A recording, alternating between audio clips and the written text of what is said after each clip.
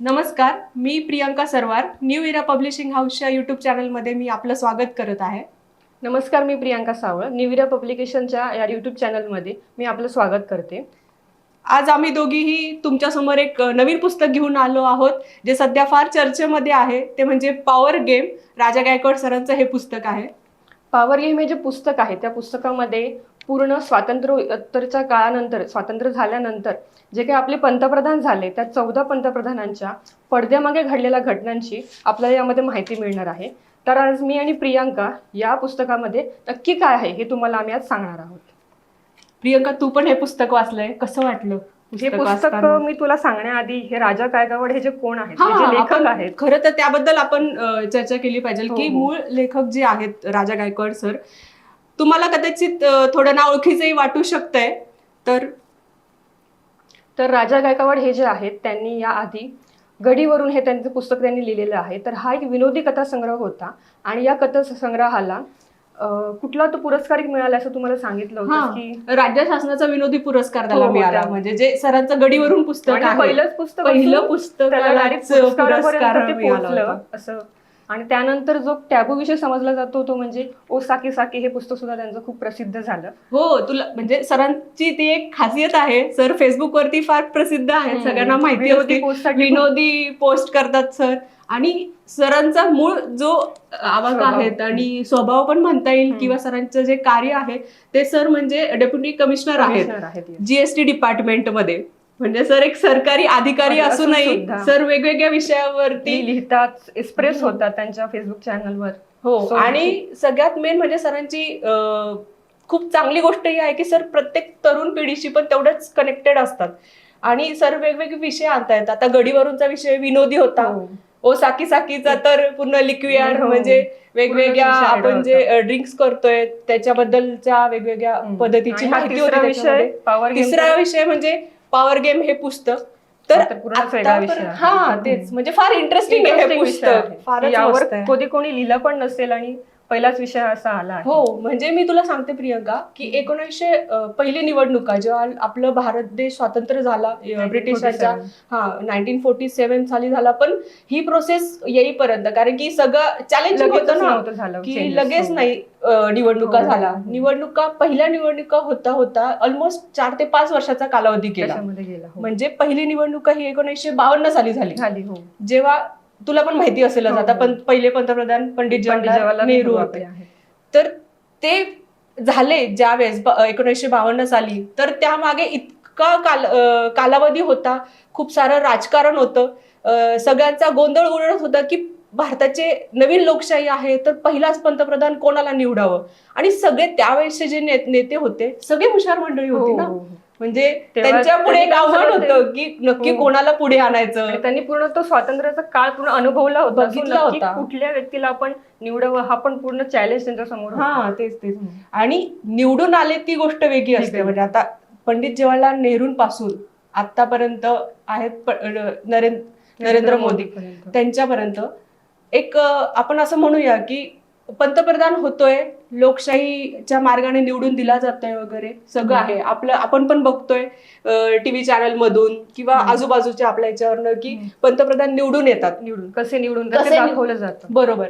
परंतु त्याच्या मागे पडद्याआड काही गोष्टी अशा होत असतात ज्या प्रेक्षकांनाही माहिती नसतात आणि पब्लिकला देखील माहितीच नसते. नक्की काय होत असतं, नक्की कशी प्रोसेस असते. म्हणजे आपण असं म्हणू शकतो ना की एखादं नाटक होतंय, म्हणजे हे नाटक नाही, ऑफकोर्स रियालिटी आहे, पॉवर गेम आहे. पॉवर गेम आहे. पण मी एक एक्झाम्पल येते की नाटक असतं, आपण एक इमॅजिन करू की चाललंय, पडद्यावरती चाललंय आणि त्याच्या मागे खूप गोष्टी घडत असतात. म्हणजे नाट्याच्या मागे लोक काम करत असतात, ते मध्येच पॉलिटिक्स जे आपण म्हणतोय की काय चाललंय, एका खुर्चीसाठी किती काय घटना गोंधळ होतं, रात्रीच्या मीटिंग्स होत आहेत, म्हणजे वेगवेगळ्या त्याच्यावरती चर्चा होते, धावपळ होते त्या लोकांची पण कधी असं. आणि तिथे सगळ्या लोक, सगळी ब्युरोक्रॅट्स म्हणा किंवा दुसरे राजकीय नेते, पदाधिकारी, त्यांचे कार्यकर्ते, हे सगळे त्या धावपळीमध्ये असतात. त्यात विरोधी पक्षांना पण त्यांना सहन करायचं. आता ते असतंच ना, म्हणजे ते चॅलेंज असते एकमेकांबद्दल की नाही आम्ही एक पाऊल आम्ही टाकतोय, म्हणजे चेस गेम सारखं, बुद्धिबळासारखं की ते असतं. आता फॉर एक्झाम्पल मी तुला हेच सांगते ना की जेव्हा इंदिरा गांधी पहिला महिला पंतप्रधान झाल्या. आणि त्या तर- 2 वेळा त्यांना हा, त्या पोस्टसाठी त्या निवडल्या दोन गेलेल्या वेळा आहेत. झाल्या. आणि त्यावेळेस असं होतं, इवन आता आपण कुठे मुली पुढे आल्या पुढे आहे आलेल्या आहोत. आणि तेवढं त्या काळामध्ये इंदिरा गांधी सारखी महिला आणि ती सगळ्यांना भारी पडते कशी, म्हणजे ही खूप मोठं चॅलेंजिंग मोठं होतं. आणि challenging. त्यावेळेस कालावधी तुम्ही बघाल आणि आपण आतापर्यंत ऐकलंय बघितलंय, पण तुम्हाला ह्या पुस्तकामध्ये इतक्या इंटरेस्टिंग गोष्टी, इतक्या इंटरेस्टिंग पार्श्वभूमी तुम्हाला दिसेल की इंदिरा गांधी त्या खुर्चीपर्यंत पोहोचल्या पोहोचल्या कशा. कशा. आणि पंतप्रधान ही एक गोष्ट आहे की पूर्ण ती देशाचं प्रतिनिधित्व करते. मग त्या एका एवढ्या मोठ्या पदासाठी तिथपर्यंत जाण्यासाठी काय काय कष्ट करावे लागतात. आणि ते जर स्त्री असेल तर अजूनच किती कष्ट खूप केले जास्त, असतील. म्हणजे पूर्ण आता सगळ्यांना माहितीये इंदिरा गांधींना म्हणतात की म्हणजे only man in the cabinet, म्हणजे हो. कॅबिनेट मध्ये फक्त एक माणूस होता, एकच माणूस स्त्री होती. स्टील होता की, म्हणजे त्यांना तसंच अजूनही त्यांना तसंच म्हटलं तसंच जातं. म्हटलं इतकं त्यांच्यामध्ये तो वेगळा एक म्हणजे पॉवर होती Power की आहे. नाही, म्हणजे त्या आल्या जरी त्यांनी कोणासमोर पाऊल टाकलंय, टाकलं, एंट्री केली, त्यांची एंट्री केली, तर सगळे असे बघत बसायचे. म्हणजे आपण व्हिडिओज मध्ये हो, बघतो वगैरे, बघतो त्यांचा वगैरे. आंतरराष्ट्रीय स्तरावरती पण त्यांचा तेवढा दबाव होता वगैरे. हो. पण ह्या सगळ्याचा नंतर जेव्हा 1917चं इलेक्शन झालं, प्रियंका तुला सांगते, त्यावेळेस जनता दल आलं. हो. पण ती जी निवडणूक होती त्याची जी म्हणजे त्याची जी गोष्ट आहे, त्याची जी स्टोरी आहे की एकदम इंदिरा गांधींचं एवढं वर्चस्व असून सुद्धा एकदम टर्निंग पॉइंट होतोय. आणि नंतर काँग्रेस इलेक्शन हरतंय हो. आणि मोरारजी देसाई येतात हो. पंतप्रधान. ते एवढं भारी या पुस्तकामध्ये एक्सप्लेन केलंय. आणि तो जो टर्निंग पॉइंट आहे तो त्याच्यामध्ये एकदम काय एक्सप्लेन गेला तो खूप स्पेशल आहे. हा, आणि मग नंतर पंतप्रधान ते झाले ना, म्हणजे मोरारजी इंदिरा देसाई गांधी नंतर ते. मिळालं. आणि नंतर मग निवडणुका, म्हणजे त्याच्या मागे कारण पण होतं की आणीबाणी लागू केली होती, झाली होती, ज्याच्यासाठी सगळेच जण नाराज होते इंदिरा गांधींवरती की एकदम अचानक त्यांनी असा निर्णय घेतला वगैरे. पण त्याचा परिणाम लगेच तुमच्या निवडणुकांवरती, तुमच्या निकालावरती होतो. तर हे सुद्धा आपल्याला सिनारिओ बघायला मिळतो की कसं चेंज होतंय.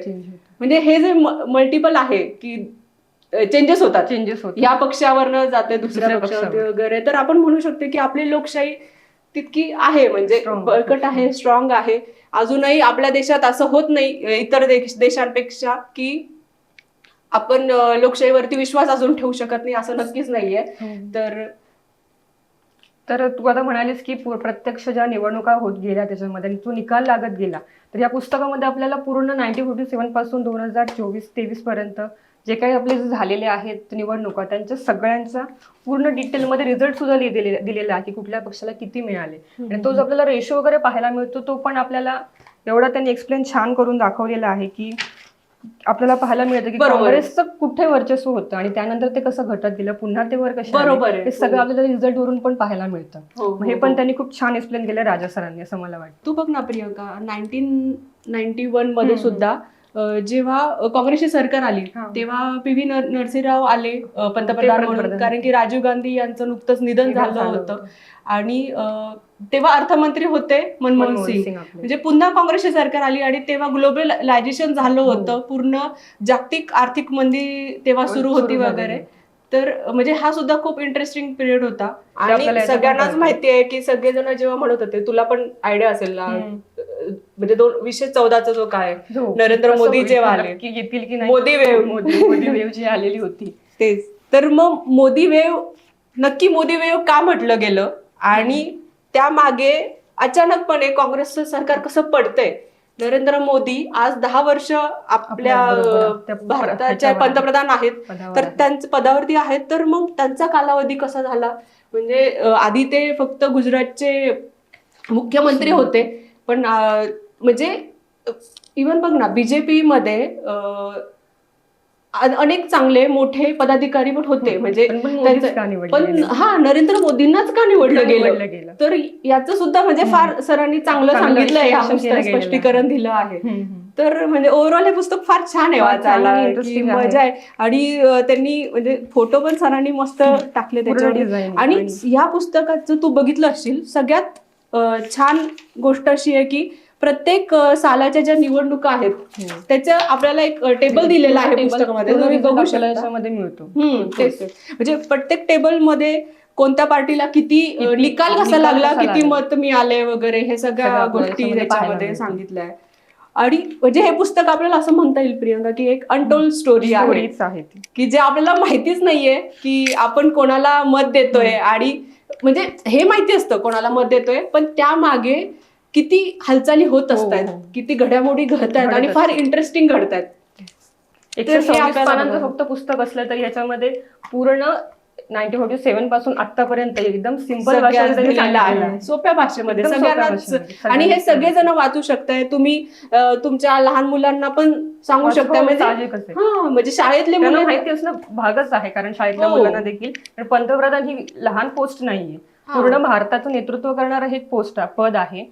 आणि ते पद कसं घडलं गेलं हे बरोबर. लहान मुलांना जर कळलं तर ते त्यांना भविष्यासाठी हो. पण खूपच फायदेशीर ठरेल. आणि त्यातले इंटरेस्टिंग फॅक्ट्स वाचण्यासाठी खूप, मोठे खूप. माणसंही वाचू शकतात. वाचू म्हणजे शकतात. हो. आपल्याला पण माहिती नसतं. म्हणजे मी जेव्हा पहिल्यांदा वाचलं हम्म. त्यातल्या पण बऱ्याच गोष्टी मला माहिती नव्हत्या. हो. म्हणजे नव्यानं कळलं की अरे हे तेच. असं पण झालं होतं. हम्म. तर हे फार छान पुस्तक आहे. तर आम्ही तुम्हाला नक्की सजेस्ट करतोय की हे पुस्तक आवर्जून वाचा आणि तुमचा अभिप्राय आम्हाला कळवा.